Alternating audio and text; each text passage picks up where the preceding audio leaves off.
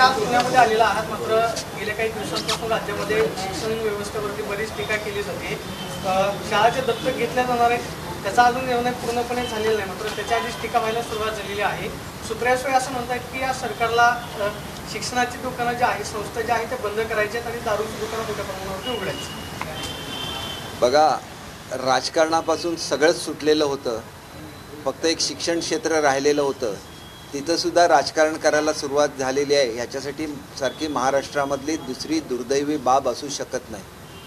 शाळांच्या खाजगीकरणाचा कुठलाही निर्णय हा शासनाने घेतलेला नाही आहे आणि शिक्षक संघटना जर ह्याच्यावर बोलत असतील तर त्यांनी गव्हर्नमेंटचा GR वाचला की नाही ही माझ्या मनामध्ये शंका आहे।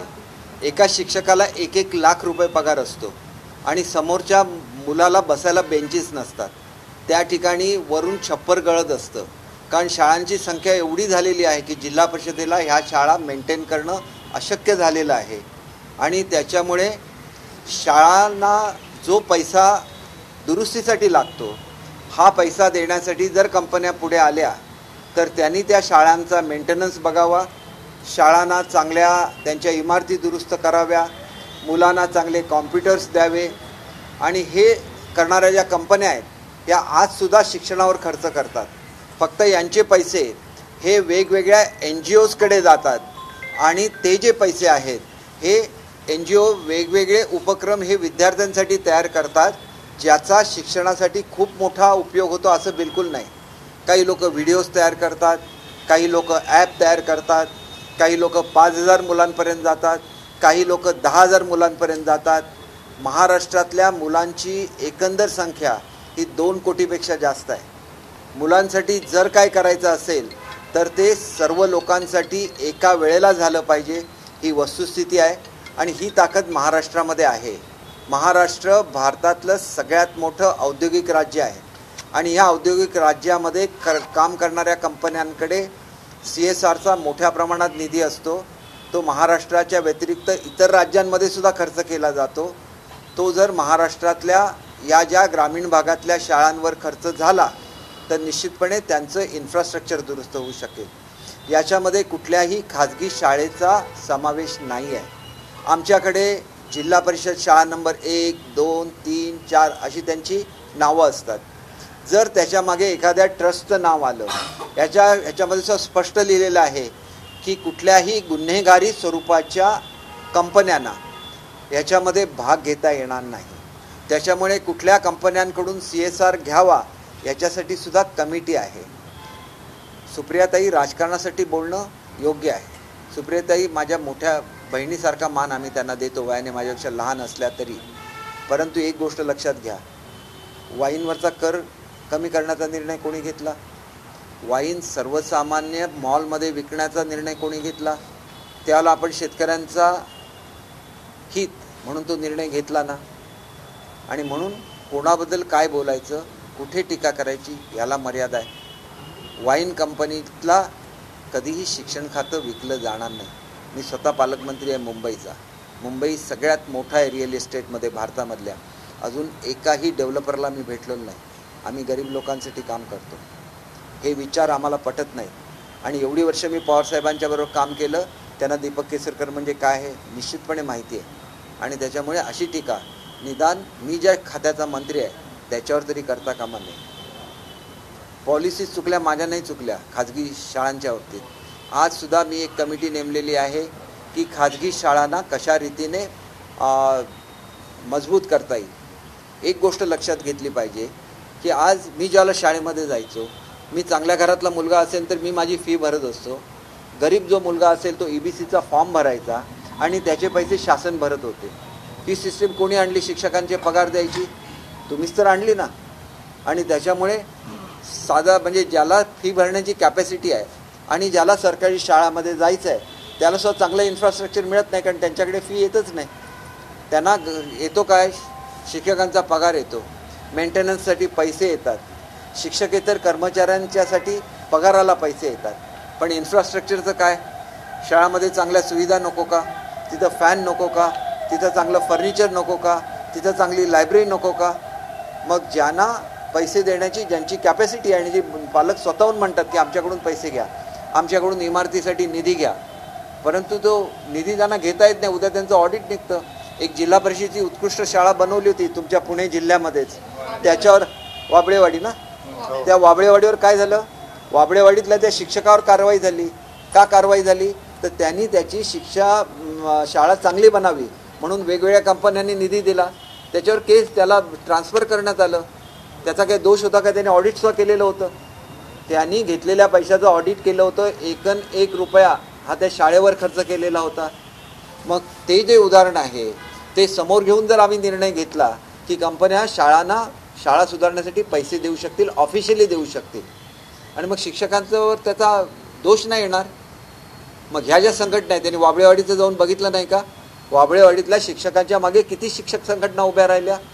आणि म्हणून मी सर्व शिक्षक संघटनांची मीटिंग घेणार आहे आणि मीटिंग घेऊन मी स्पष्ट त्यांना विचारणार आहे की तुम्हाला मुलांना शिकवायचं आहे की तुम्हाला असे हे काहीतरी करायचं आहे.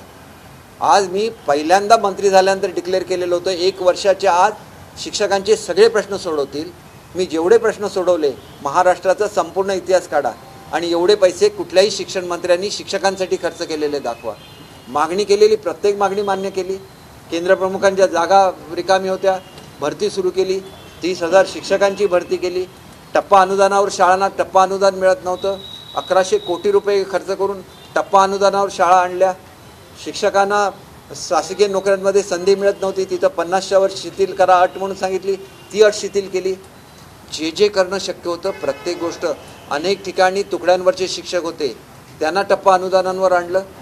काय केलं नाही ते मला विचारा. आणि हे केल्यानंतर साधा एक निर्णय असेल जो मुलांच्या हिताचा आहे तो न समजून घेता तुम्ही मोर्चे काढणार, त्याच्यासाठी 5-5 हजार रुपये तुम्ही कॉन्ट्रीब्युशन काढणार. कुठली पद्धत आहे ही? राजकारण करत असले तर हे स्टेटमेंट देणारे पुढारी आणि ह्या संघटना यांची मिलीभगत असण्याची शक्यता आहे. आता नागरिकांनी जागृत होण्याची गरज आहे. माझं स्पष्ट म्हणणं आहे की माझा मुलगा हुशार झाला पाहिजे. शिक्षण खाणं हे विद्यार्थ्यांसाठी आहे. शिक्षक हे गुरुवर्य आहे, त्यांच्याबद्दल मला आदर आहे, परंतु शिक्षण खातं हे विद्यार्थ्यांसाठी आहे. शिक्षणाचा दर्जा सुधारलाच पाहिजे. शाळांची एकंदर स्थिती सुधारलीच पाहिजे. हे शिक्षण मंत्री म्हणून माझं ठाम मत आहे आणि त्याची मी अंमलबजावणी करणार. ज्यांच्यामध्ये गैरसमज असतील त्यांना बोलवून घेईन, परंतु विद्यार्थ्यांच्या हिताच्या आड कोणी येत असेल तरी ते सहन केलं जाणार नाही. हे बघा, मी कोणावरही आरोप केलेला नाही. मी सांगितलं होतं तुमचे जे प्रश्न असतील ते तुम्ही मांडा. मुलांसाठी दर्जेदार शिक्षण द्यायचं की नाही हा निर्णय तुम्हाला घ्यायचा असेल तर तो महाराष्ट्रातल्या सांगा की आम्हाला मुलांना शिकवायचं नाही, आम्हाला गावात जाऊन राहायचं नाही आहे. राहायचं नाही ना तुम्हाला गावात? जनतेला सांगा आम्हाला गावात राहायचं नाही आहे म्हणून. आणि मग शिक्षक गावामध्ये राहायला लागला, आपोआप मुलं शाळेमध्ये यायला लागणार. शिक्षक राहणार तालुक्याच्या प्लेसमध्ये आणि मुलं. हे बघा, भत्ते बंद करायचा मी निर्णय घेतलेला नाही, परंतु मी त्यांना सांगितलं होतं की तुम्हाला किलोमीटरचं मी रिलॅक्सेशन देतो आणि ते नको असेल तर मग असले मोर्चे काढत राहा, माझी काही हरकत नाही. मी जे मोर्चा माझं ऐका, 1 मिनिट मला सांगू द्या. 3,000 कोटी रुपये नुसते मी गावामध्ये राहण्याबद्दल देतो. 3,000 कोटी रुपये. त्यांनी तर म्हणायचं आम्हाला गावात राहायचं नाही, तुम्ही 3,000 कोटी मुलांवर खर्च करा, मला 1 रुपया कंपनीकडून मागायची गरज नाही. 3,000 कोटीमध्ये माझ्या सगळ्या शाळा दुरुस्त होणार. दरवर्षी 2400-2500 कोटी रुपये राहिले. एक-एकटं विचारा.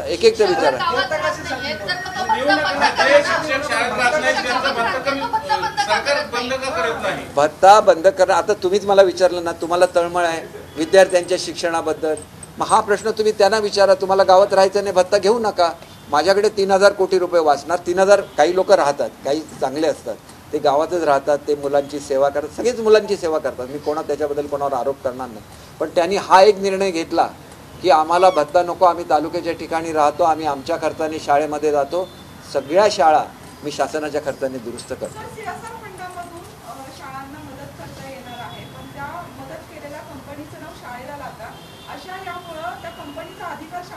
शाळेत आमचं GR वाचून बघा.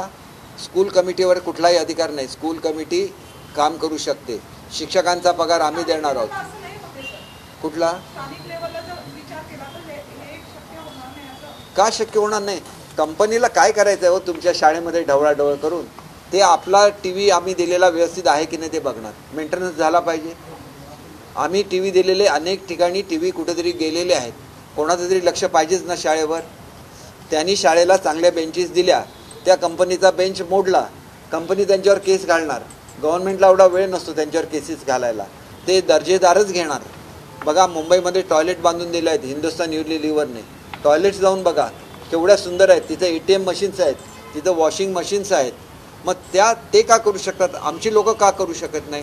कारण त्यांच्याकडे स्वतःची मशिनरी असते जे हे सगळं बघू शकतात, आणि त्यांच्याकडे डेडिकेटेड टीम असते जे CSRचे पैसे व्यवस्थित खर्च झाले की नाही ते बघतात. कारण त्यांचे घामाचे पैसे आहेत, ते फुकट झालेले त्यांना अजिबात चालत नाही, आणि त्यांना मुलांबद्दल आस्था आहे म्हणून शिक्षणावर एवढा खर्च करतात ना.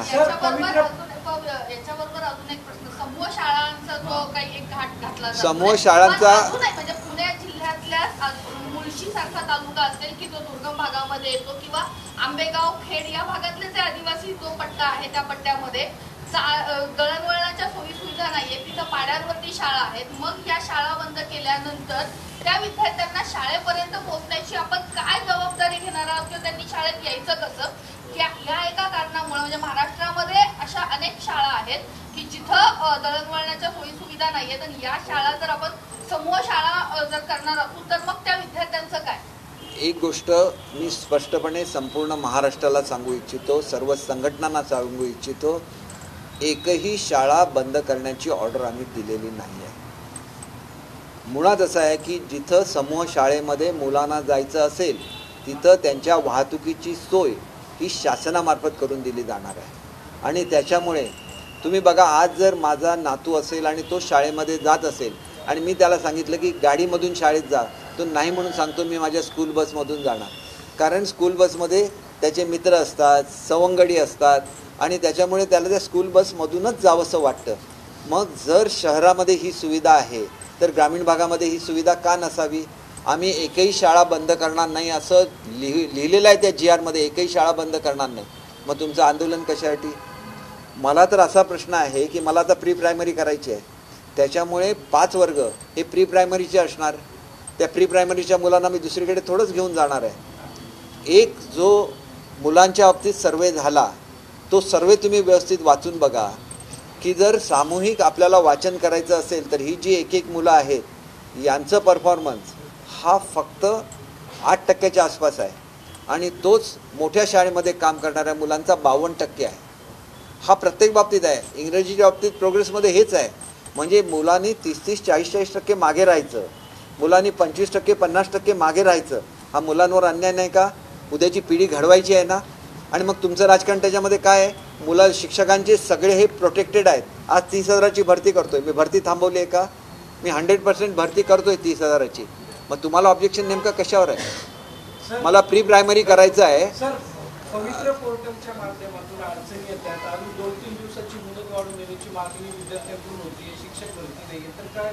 शिक्षक भरती हे बघा, पवित्र पोर्टलची सगळी जी सिलेक्शन आहे हे 100% पूर्ण झालेलं आहे. पवित्र पोर्टल ओपन केलेलं आहे. तुमची माहिती जी कन्फर्म करायला लागते पवित्र पोर्टलवर, ही कन्फर्मेशनची स्टेज पूर्ण झालेली आहे. आता प्रत्यक्ष भरतीची सुरुवात ही एकंदर जे 36 जिल्हे आहेत त्या 36 जिल्ह्यांपैकी 20 जिल्ह्यांनी त्यांचं रोस्टरचं चेकिंग पूर्ण केलेलं आहे. त्याच्यामुळे 20 जिल्ह्यांचं पोर्टल मी ओपन करायला सांगितलेलं आहे. माझा विचार असा होता की एका वेळेला सगळं पोर्टल ओपन करावं, जेणेकरून विद्यार्थ्यांना चॉईस राहील कुठल्या जिल्ह्यामध्ये आपल्याला जायचं आहे ते. हे करण्यापूर्वी मी अत्यंत महत्त्वाचा निर्णय घेतलेला होता शिक्षकांच्या संदर्भात. त्यांना जिथं जिथं बदल्याचा त्यांनी चॉईस दिलेला होता तिथं सगळ्यांना बदल्याचा चॉईस देऊन त्यांना तिथं घेतलेला आहे. आणि त्या रिकामी जागांवर मी नवीन शिक्षक भरती करतोय.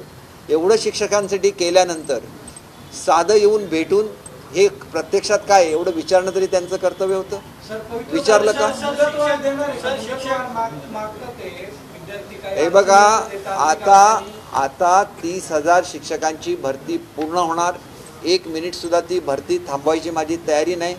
कारण मी बदल्या अलाव केलेल्या होत्या आंतरजिल्हा. का आंतरजिल्हा बदल्या अलाव केलेल्या होत्या?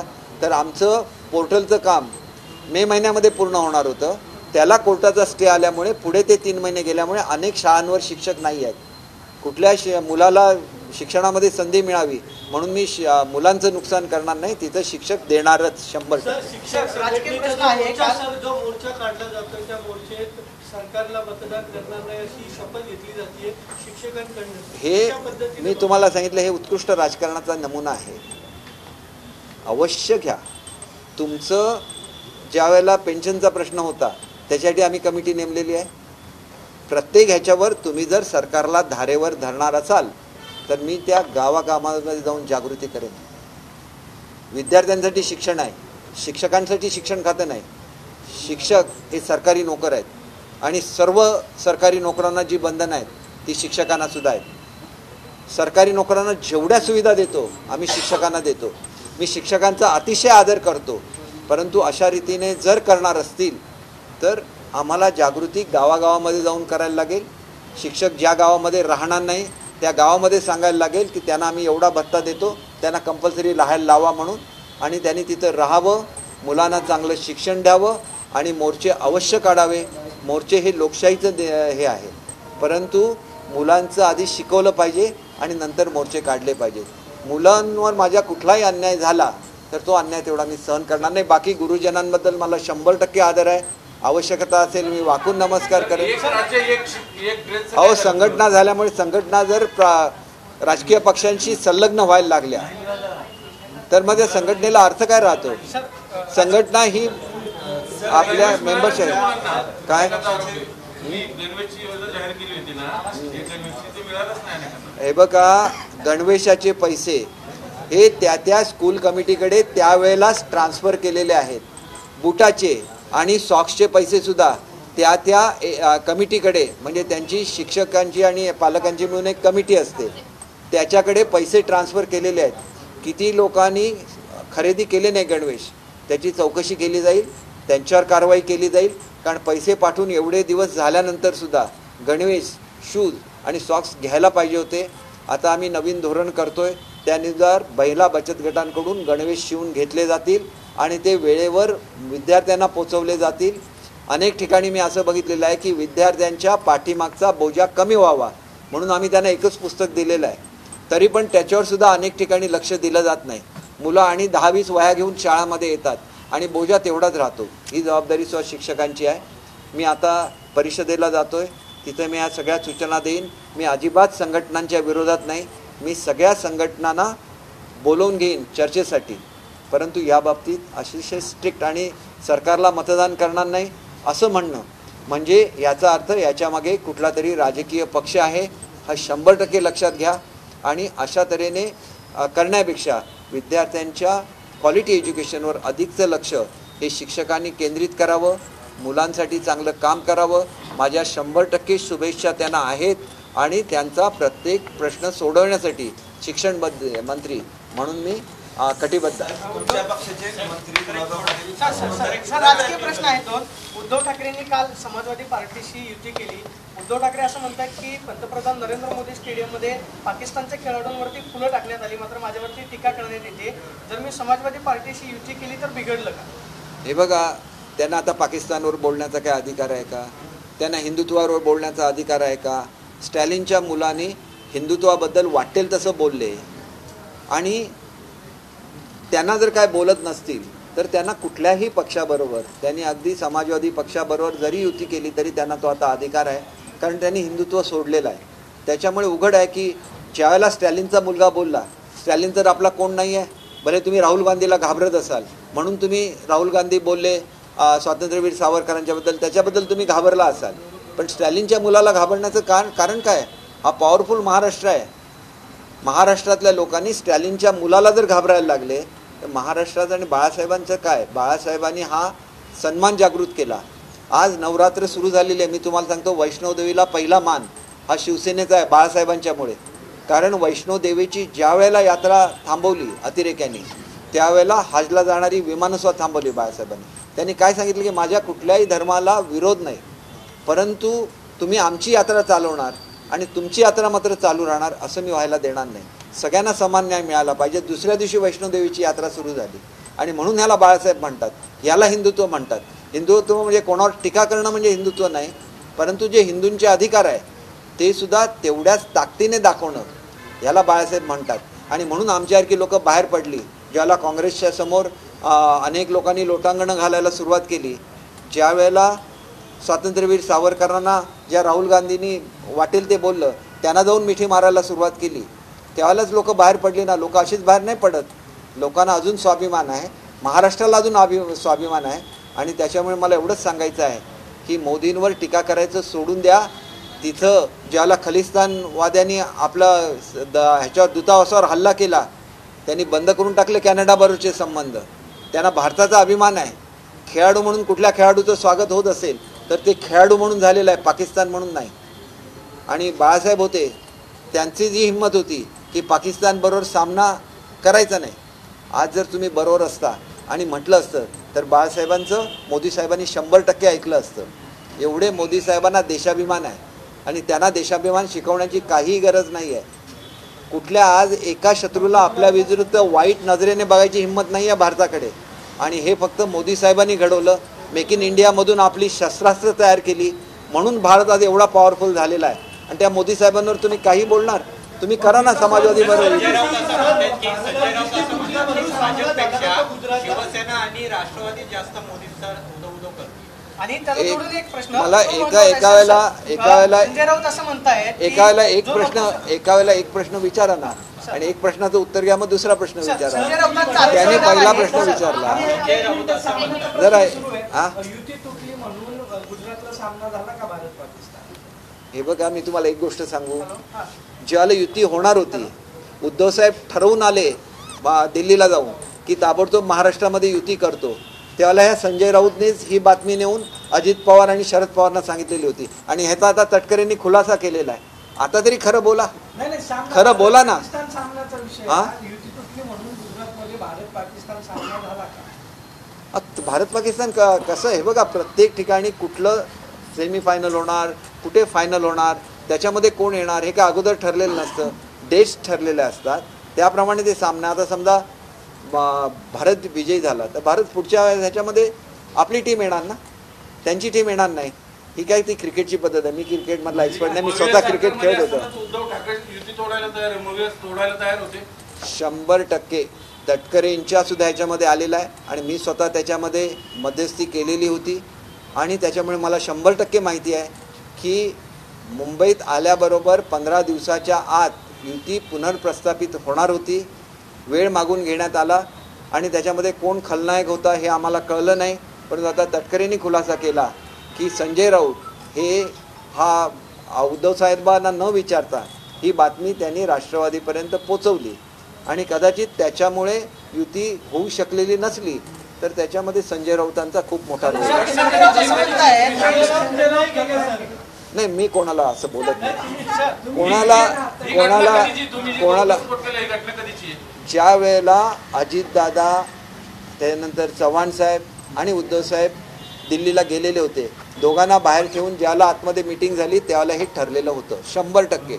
आणि मला याचं 100 युती मौया तोडायचं आणि युती पुनर्स्थापित करायचं ठरलेलं होतं.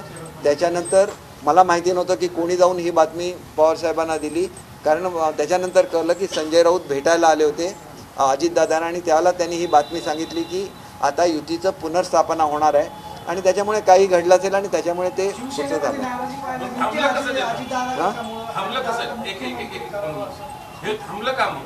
आता थांबलं म्हणजे तुम्हाला माहिती आहे, एखादी गोष्ट पवारसाहेबांच्यापर्यंत पोहोचली, पवारसाहेब उत्कृष्ट म्हणजे ते तर नेतेच आहेत, ते कोणालाही थांबवू शकतात.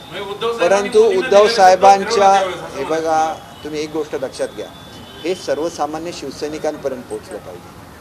आम्हाला विनाकारण खलनायक ठरवू नका.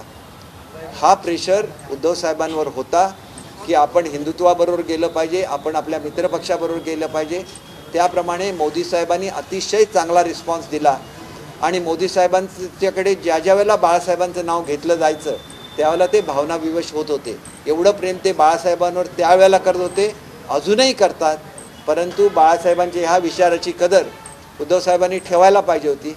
त्यावेळेला एकत्र दोघांचं यायचं ठरलेलं होतं, त्याप्रमाणे एकत्र आले असते तर हे पुढचं काहीच घडलं नव्हतं. एकनाथ शिंदे साहेब काय मागत होते की आपण यांच्याबरोबर राहूया, नको आपण आपल्या मूळ पक्षाबरोबर जाऊया, ज्या युतीला निवडून दिलेलं आहे महाराष्ट्राने त्याच्याबरोबर जाऊया, याच्या पलीकडे त्यांची दुसरी मागणी नव्हती. संजय राऊतांचं विधान खूप महत्वाचं आहे. संजय राऊत असं म्हणतात की जे नपुंसक असतात ते जास्त कांदे खातात.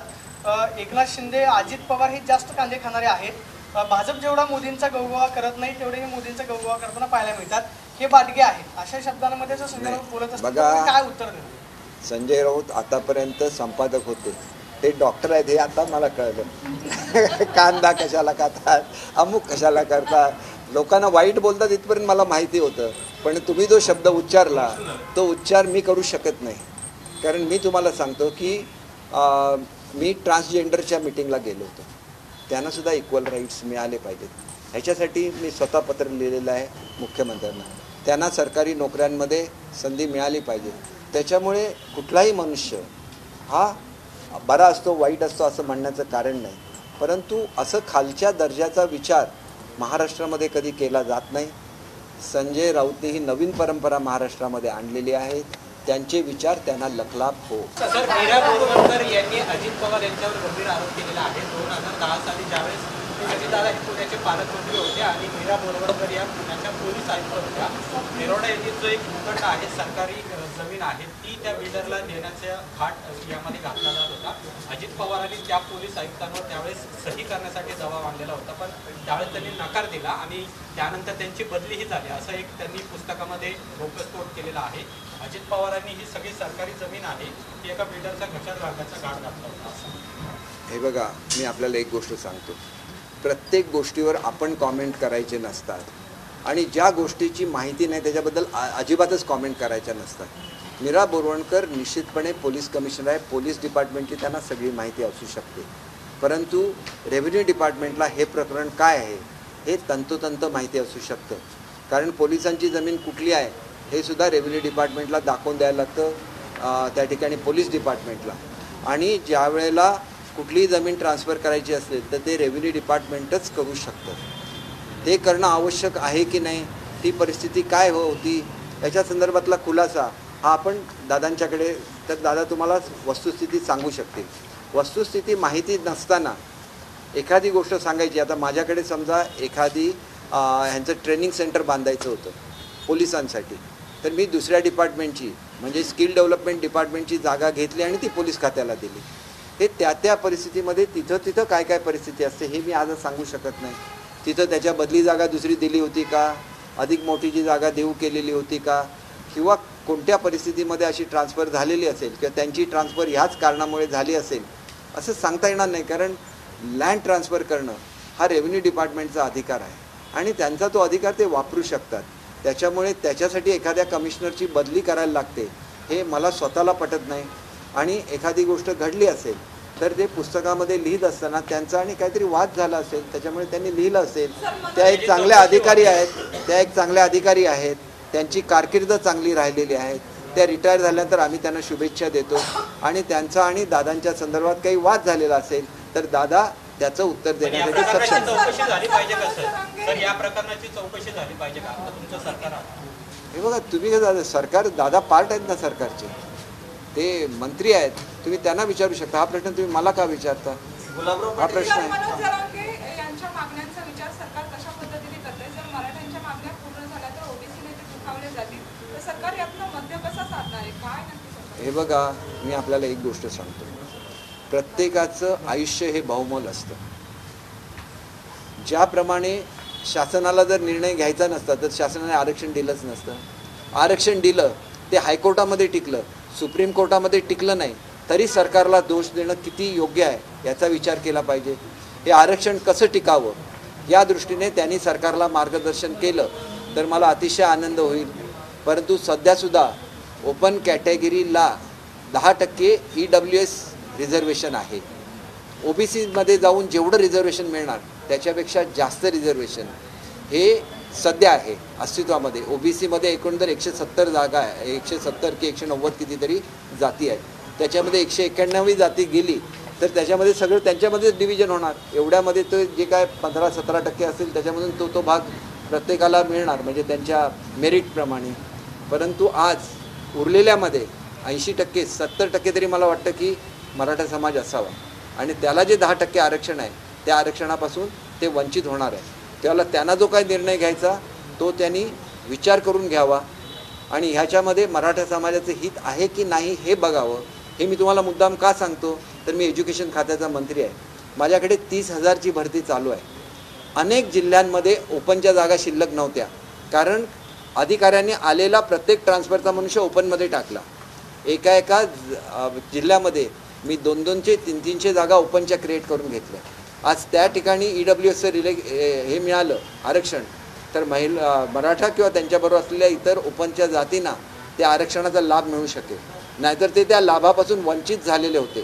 त्याच्यामुळे हे जे कॅल्क्युलेशन आहे ते त्यांनीच करून बघावं. मी काय त्याच्यामधला एक्सपर्ट नाही. मराठा समाजाचे जे सगळे ज्येष्ठ नेते आहेत त्याच्यामध्ये अगदी छत्रपतींपासून सगळे लोक इन्व्हॉल्ड आहेत. सगळ्यांनी एकत्र बसावं, सगळ्यांनी मिळून आपल्याला मार्गदर्शन करावं. आणि सरकारची भूमिकाच आहे देण्याची. सरकारने कधीच आरक्षण देत नाही म्हणून सांगितलेलं नाही मराठा समाजाला. त्याच्यासाठी ॲक्ट केले, त्याच्यासाठी कमिट्या केल्या, हायकोर्टमध्ये ते सगळं टिकलं. तरी पण सुप्रीम कोर्टामध्ये टिकलेलं नसलं तर टिकण्यासाठी काय केलं पाहिजे ते सांगा. आपला प्राण हे करून काय होणार, त्यांचंसुद्धा मार्गदर्शन आम्हाला पाहिजे. प्राणाचा त्याग करून काय होतं, याच्यामधून काही होणार नाही. त्याने आम्हाला मार्गदर्शन करावं, आम्ही त्यांचं निश्चित आहे.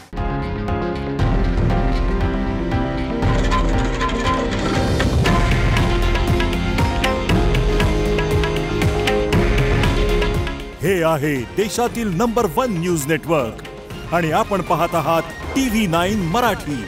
काळजी तुमची, हित महाराष्ट्राचं.